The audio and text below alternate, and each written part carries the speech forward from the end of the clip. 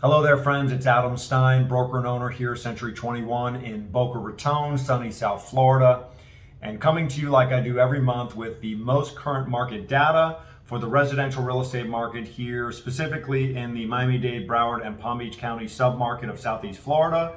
But I'm also going to talk to you a bit about what's happening across the country, the macro level trends, because I know that many of you do not currently live here in this market, and you're taking a moment here to watch this content, whether you're seeing me on YouTube or by email or whatever it might be.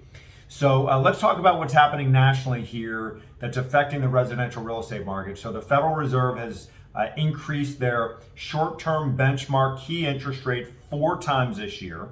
That has been as an effect to reduce the rate of inflation for goods and services, right? The idea being that if it costs more to borrow money, consumers and businesses will slow down the rate of consumption. They'll be borrowing less, they'll be spending less, which will slow down the rate of appreciation or the rate of cost appreciation for goods and services.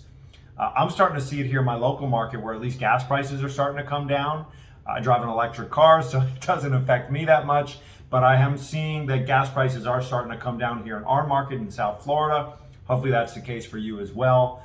But we are also seeing, of course, a rise in borrowing interest rates if you're looking to buy a house and borrow money, right? The 30-year fixed interest rate today, August 1st, 2022, for your best credit situation is right at about 5.25, 5.3%, where just 90 days ago, we were in the low threes, right? That's a massive increase over a very short amount of time.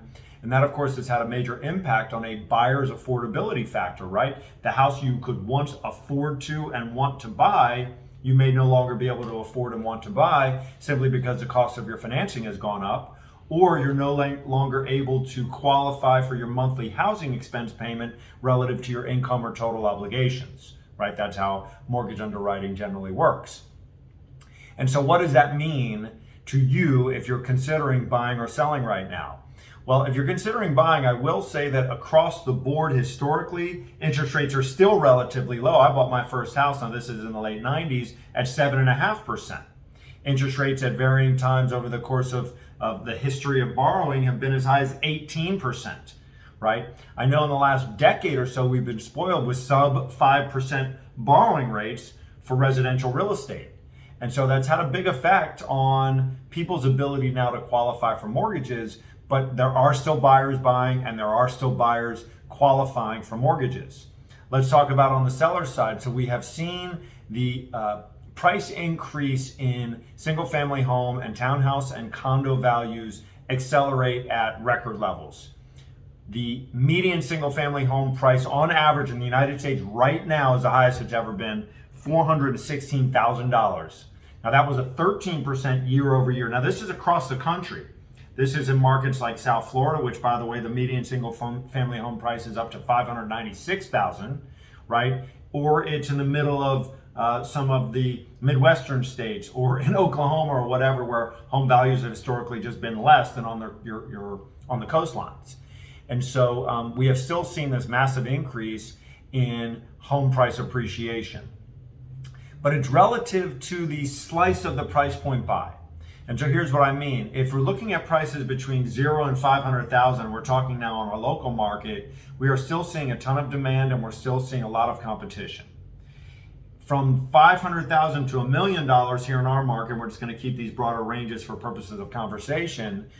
We are starting to see some price shifts, some price adjustments, but we're still seeing buyers qualifying, and we're not seeing quite as much competition as we once did in that slice of the price point pie. From $1 million to $1.5 million, we are starting to see some price adjustments. And $1.5 million and up, likewise, unless the property is very special and unique, we are starting to see those price adjustments. And so what does that all mean? It means that if you're a seller, you may have missed the absolute peak where you could have captured your highest sales price possible, at least in the last decade or 20 years or even longer, right? But that does not mean it's not still a good time to sell if in fact you need to sell your house, if you have a life event and you need to move, right? Or if it's time to downsize, or even if it's time to take some chips off the table because your property, maybe you could have gotten $1 million for it 3 months ago, 4 months ago. Today you can get $950. Today you can get $975.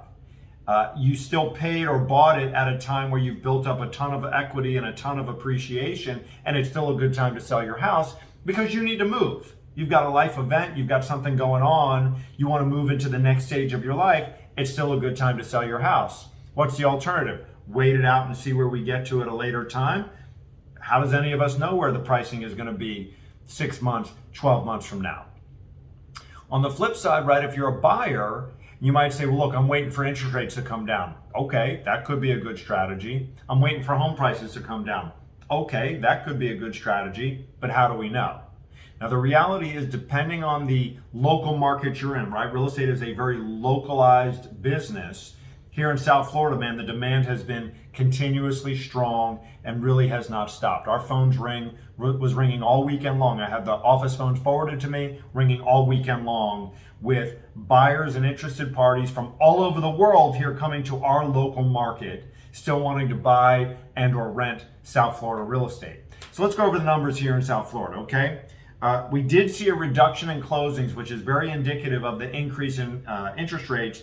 In June, we saw a 4.2% decrease in the number of transactions from May to June, and a 25% decrease from June of 2021. Now, I'll say June of 21 was one of the most active months transactionally we've ever had.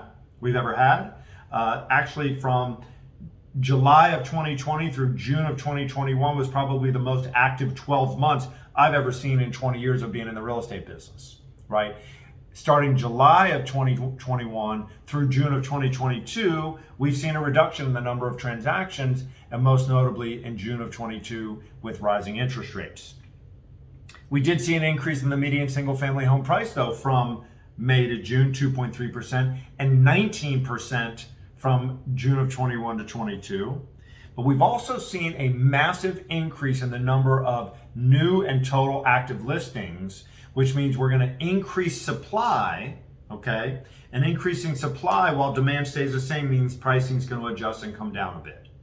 A 9.4% increase month over month, May to June, in new listings, and 6.5% year over year.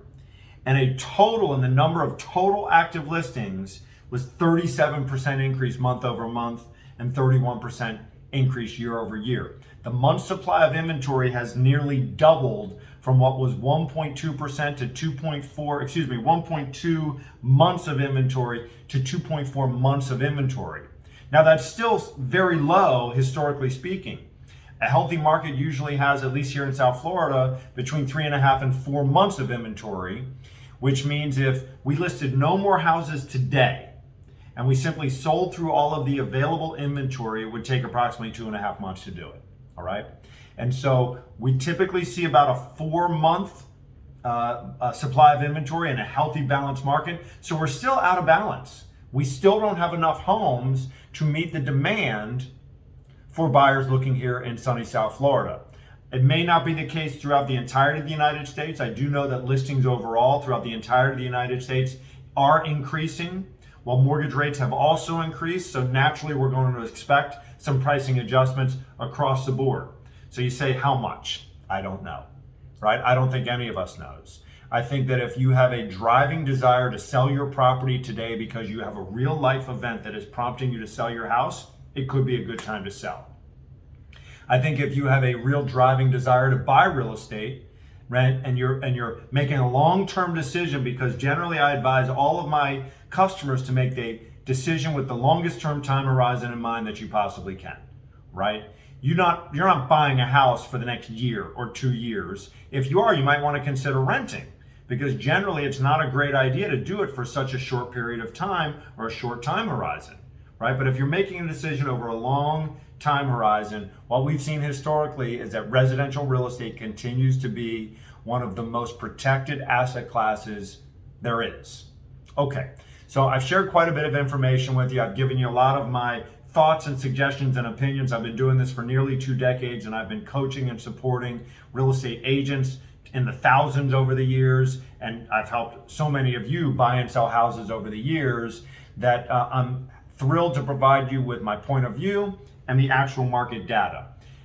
If you have questions, if you're not sure what to do, if you're having a conversation with me, please reach back out to me or reach out to any of the Century 21 real estate professionals throughout the country, throughout the globe, who can help you make better decisions that will serve you and your families. All right, thanks very much. Thanks for watching. I'll talk to you again next month.